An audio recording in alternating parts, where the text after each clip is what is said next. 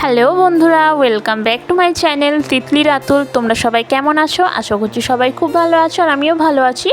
তো চলে আসলাম একটা ভিডিও নিয়ে। তো আজকের এই ভিডিওটা আমি স্টার্ট করছি একেবারে ভূতনাথ মন্দিরের সামনে থেকে। আগের থেকে স্টার্ট করা হয়নি কারণ এরকম কোনো প্ল্যান ছিল না এই ভূতনাথে আসার, তো সেই কথাই তোমাদের সাথে শেয়ার করছি। দিনটা ছিল সানডে, তো সানডে করে তোমাদের দাদা ভাইয়ের ছুটি থাকায় আমরা ঘুরতে বেরিয়ে গেছিলাম। আর আমাদের সকাল থেকে বেরোনোর কথা ছিল, কিন্তু বিশ্বাস করো ভীষণ বৃষ্টি হচ্ছিল। আর বৃষ্টির কারণে না মুডটা পুরো খারাপ হয়ে গেছিলো যে আমরা অনেক দিন ঘুরতে বেরাই না, অনেক মানে সানডে চলে যাই আমাদের বেরোনো হয় না। একদিন সপ্তাহে ছুটি থাকে কিন্তু কিছু টুকটাক কাজ থাকে, সেইগুলোর জন্য আর বেরোনো হয় না। তো অনেক দিন পরে আমাদের মনে হলো যে না, এই সানডেতে আমরা বেরোবই। আর হচ্ছে নিজেদের মধ্যে টাইমটা কাটাতে হবে, কারণ এই দিনগুলো এই সময়গুলো আর কখনো ফিরে আসবে না। তো সেই জন্যেই আমরা সন্ধেবেলার দিকে রেডি হয়ে গেছিলাম। অনেকক্ষণ ধরেই বলছিল তোমার দাদাভাই রেডি হতো, আর বৃষ্টি পড়ছিলো তো সেই জন্য আমি রেডি হচ্ছিলাম না। আর বৃষ্টিটা যে কমেছে না, তারপর আমি রেডি হলাম। এই রেডি হতে হতে রেডি হওয়ার চক্করে আমাদের রাত্রি 9টা বেজে গেছিলো। তো আমরা রাত করেই বেরিয়েছি, প্রায় 9:30টার দিকে। আর এখানে দেখো আমাকে টিপ পরিয়ে দিচ্ছে। আর যেহেতু আমি ফার্স্ট টাইম গেছিলাম ভূতনাথে, তো আমি ভাবছিলাম যে আমরা তো পুজো দিতে পারবো না, তখন টিপ কি পরতে পারবো? কারণ আমাদের ঠাম্মা যেহেতু মারা গেছে, 6 মাস মতো হয়েছে, 1 বছর এখনও হয়নি। তো হ্যাঁ, বললো উনি যে টিপ পরতে পারবে বাট পুজো দিতে পারবে না। সেই জন্য আমি ভাবলাম ঠিক আছে, তাহলে টিপটা পরিয়ে দাও। তোমাদের দাদাভাইকে ওইদিকে টিপটা পরিয়ে দিচ্ছে। তো সেই কারণেই আমরা বেরিয়ে গেছিলাম। এবার রাত্রির বেলায় যেহেতু বেরোচ্ছি, অত রাত্রে আমরা কোথায় যাবো? আমাদের ফার্স্টে প্ল্যান ছিল না যে আমরা ভূতনাথে যাব। তো তোমার দাদাভাই বললো যে চল দেখি কোথায় যাওয়া যায়। আর যেহেতু এখন আরজিকরের কেসটা নিয়ে সব জায়গাতেই প্রায় আন্দোলন হচ্ছে, তো রাস্তায় অনেক জ্যাম থাকবে। তো সেই জন্যে আমরা অলিগলি করতে করতে আমরা পৌঁছে গেছিলাম। তো ফার্স্টে তোমাদের দাদাভাইকে যখন জিজ্ঞেস করছিলাম আমরা যাচ্ছিটা কোথায়, ও আমাকে বলছিল না, বলছিল সারপ্রাইজ।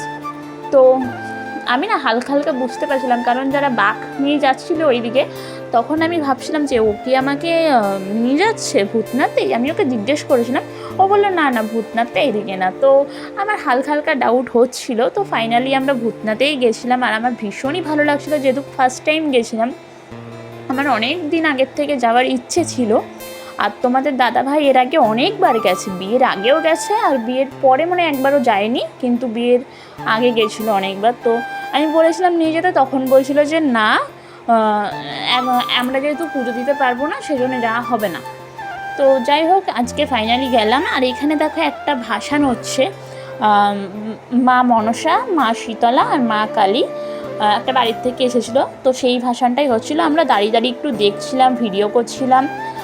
আর হচ্ছে আমরা না যেহেতু মানে অফ সিজনে গেছিলাম, মানে শ্রাবণ মাস ছিল না, আমরা ভাবছিলাম যে হয়তো আমি ভাবছিলাম যে হয়তো ভিড় থাকবে না, কিন্তু না, বিশ্বাস করো অনেকটাই ভিড় ছিল ওইখানে।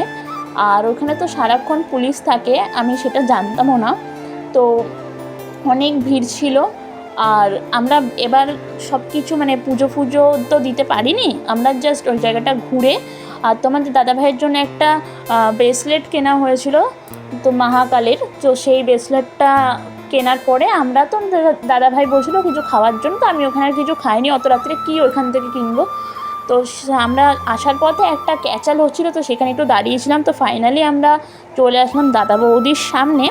তো দাদা বৌদির সামনে এসে আমরা দুটো বিরিয়ানি অর্ডার দিয়েছিলাম আমরা বাড়িতে নিয়ে গিয়ে খাবো বলে। তো ফাইনালি আমরা বাড়িতে এসে নিয়ে বিরিয়ানিগুলো খুলছি, কারণ এখানে না বিরিয়ানিগুলো পার্সেল করে রাখাই ছিল। এবার আমরা ভাবছি যে দাদা বৌদি থেকে বিরিয়ানি নিয়েছি, এদিকে দেখতে পারলাম না যে মাটন বিরিয়ানি দিল না চিকেন বিরিয়ানি দিল, যেহেতু আমরা মাটন অর্ডার করেছিলাম। আর পার্সেলটা যেহেতু আগের থেকেই ওরা কন্টেনারে করে রেখেছিল, আমরা যাচ্ছিলাম কুপন বিলটা দেখাচ্ছিলাম। তো বিলটা দেখানোর পরে আমাদেরকে প্যাকেটটা ধরে দিয়ে দিচ্ছে। এবার ডাউট হচ্ছিলো যে আদৌ মটন এরকম হয় মাঝে মাঝে, ঠিক আছে, এগুলো সাধারণ যে মটন আমরা তো দেখিনি না যে পার্সেলটা মটন দিয়েছে না চিকেন দিয়েছে। তো ভাবলাম যে না, ঘরে গিয়ে দেখবো। তো আমরা এখানে 2 প্লেট মটন বিরিয়ানি বাড়িতে নিয়ে এসেছিলাম দুজনে খাবো বলে। আর মটনের গন্ধটা শুকে আমার যা লোভ লাগছিল না মাটন বিরিয়ানি, সত্যি বলতে আমি ভীষণ ভালোবাসি, আর তোমাদের দাদাভাই ভীষণই ভালোবাসে, আর বিশেষ করে চর্বিওয়ালা যে মটনগুলো থাকে না ওইগুলো। তো ফাইনালি আমরা বাড়িতে এসে খাওয়া দাওয়া স্টার্ট করে দিয়েছি। তো আজকের ভিডিওটা এখানেই শেষ করলাম। ভিডিওটা তোমাদের কেমন লাগলো কমেন্ট করে জানিও। তো দেখাবে পরবর্তী একটি নেক্সট ভিডিও নিয়ে। ততক্ষণে সবাই সুস্থ থেকো, ভালো থেকো, টাটা।